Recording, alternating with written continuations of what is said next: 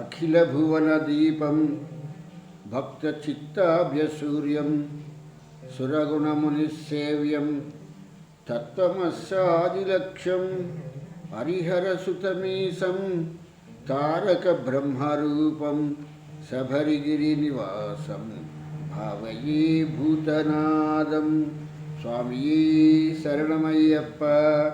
ప్రియమైన ఆత్మబంధువులారా, ఆసక్తుల వారి సౌజన్యంతో మనం ఈ యొక్క భక్తి అనేటువంటి కార్యక్రమాన్ని ప్రారంభించుకున్నాము. ఈ ప్రారంభించుకున్నటువంటి ఈ భక్తి కార్యక్రమంలో ఈ యొక్క భక్తికి సంబంధించినటువంటి కథలన్నింటినీ కూడా వింటూ వాటిని విశ్లేషణ చేసుకుంటూ వాటిలో ఉన్నటువంటి లోతులు ఏమిటి, ఆ కథ ఎందుకు అలా చెప్పబడింది అనేటువంటి విషయాలను కూడా మనం తెలుసుకోవటం జరుగుతున్నటువంటి విషయం. ఇటువంటి పరిస్థితిలో మనకి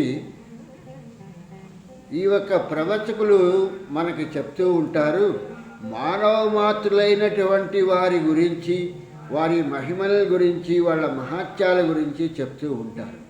ఆ మహిమలు చేసినటువంటి ఆ ఒక్క మనుషులు ఉన్నారా? ఎవరు ఉండరు. మరి ఎందుకు చేసినట్టు ఈ యొక్క మహిమలు అనేటువంటి దానికి ఎంతకాలం ఈ యొక్క మహిమలతో మన నమ్మకాలను ఇముడ్చుకొని ఆ ఒక్క వ్యక్తుల మీద మన తాలూకు నమ్మకాన్ని మనం ఉంచుతాము అనేటువంటి విషయాన్ని ఆలోచించవలసినటువంటి విషయం.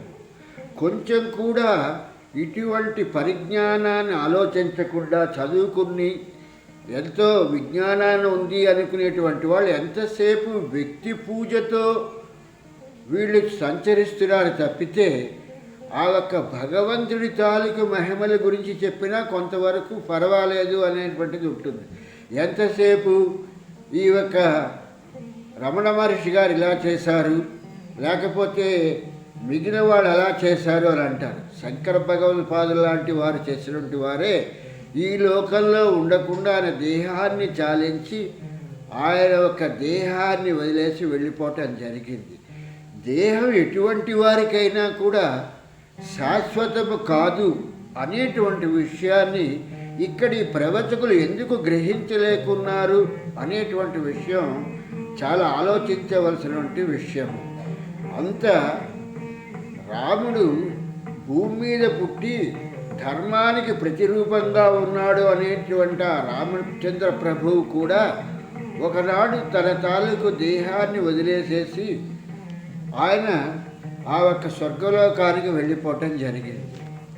అలాగే పుట్టుటయే ఎరుంగని నీకు మరి పుట్టుటయా అని చెప్పని ఆ దేవకీ వసుదేవులకు ఆ పోతన గారు ఆ యొక్క కృష్ణ జననాన్ని రాసేటప్పుడు ఈ దేవకీ వసుదేవులను దృష్టిలో ఉంచుకొని ఆయన చతుర్భుజాలతో ప్రత్యక్షమయ్యి ఆ యొక్క దేవకీ వసుదేవులకు కల్పించి నేను మీకు గర్భస్థ శిశువుగా నేను జన్మిస్తున్నాను అని చెప్పటం జరిగింది.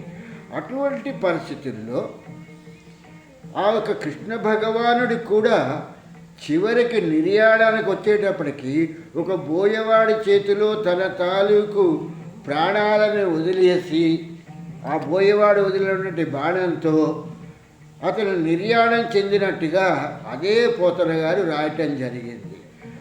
అలాంటి పరిస్థితిలో ఈ యొక్క అర్జునుడు ఆ యొక్క కృష్ణ పరమాత్మ దేహానికి అంత్యక్రియలు చేసినట్టుగా కూడా చెప్తున్నటువంటి విషయాలు మనకి భారతంలోనూ భాగవతంలోనూ కూడా చెప్పడం జరిగింది.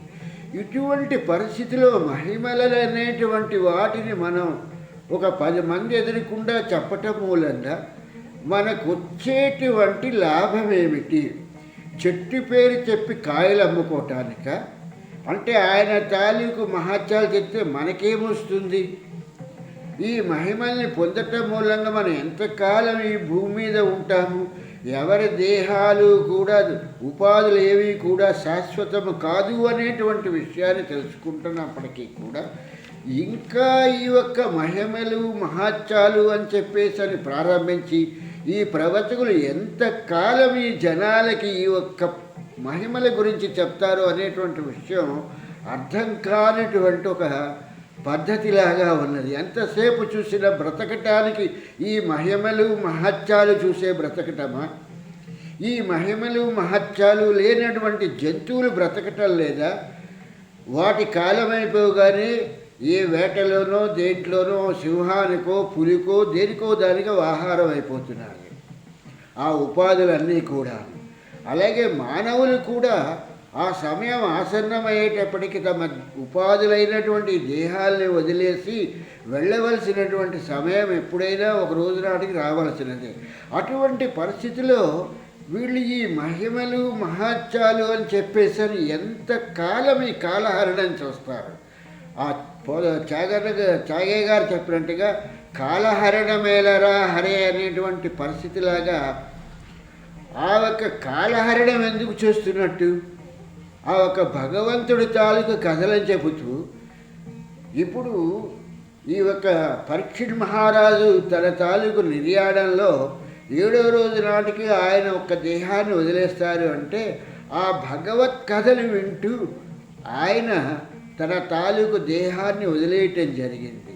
వీళ్ళు ఎంతసేపు మానవ మాతృలైనటువంటి వీళ్ళ కథలని చెప్పి ఎంతకాలము వీళ్ళు ఈ ఒక్క ప్రవచనాలు చేస్తారు. ఇది నాకు అర్థం కానటువంటి ఒక ముఖ్యమైనటువంటి విషయంగా ఉంది. ఎవరిని తీసుకుంటే వాళ్ళకు ఒక మహిమ అంటకట్టేస్తారు. ఆ మహిమ లేకపోతే ఆ మనిషి దగ్గరికి వెళ్ళరు. అంత వాల్మీకి మహర్షి రాముడు ఉంటుండగా ఆ ఒక్క రామాయణాన్ని వ్రాసేటప్పుడు ఆ రాముడి దగ్గర నుంచి ఏ విధమైనటువంటి సంభారాలని కూడా ఆయన ఏమీ తీసుకోలేదు. ఆ రాముడి గురించి వ్రాసేటప్పుడు కానీ ఆ రాముడి గురించి యుద్ధకాండ గురించి కానీ వీటి గురించి రాసేటప్పుడు కానీ ఒకసారి అయోధ్య వెళ్ళి చూసొచ్చి మనం ఈ కథను రాద్దాము అనేటువంటి పరిస్థితిలో ఏ ఒక్కనాడు కూడా వాల్మీకి మహర్షి ఈ ఒక్క అయోధ్యకి రాలేదు. రాముడు అవతార పురుషుడని చెప్పి తెలిసినప్పటికీ కూడా అత్రి మహర్షి కానీ లేకపోతే విశ్వామిత్రుడు ఆ ఒక్క యాగానికి తన తాలూకు యాగ సంరక్షణార్థము రాముడిని తీసుకెళ్ళాడు తప్పితే రాముడు ఉన్నాడు కదా అని చెప్పేసరి అయోధ్యలోకి వచ్చేసి కాపురం పెట్టేసుకుని అక్కడే కూర్చుని ఈ రాముడిని చూసుకుంటూ నేను జపం చేసుకుంటా తపం చేసుకుంటా ధ్యానం చేసుకుంటా అనేటువంటి మాటను విశ్వామిత్రుడు చెప్పలేదు.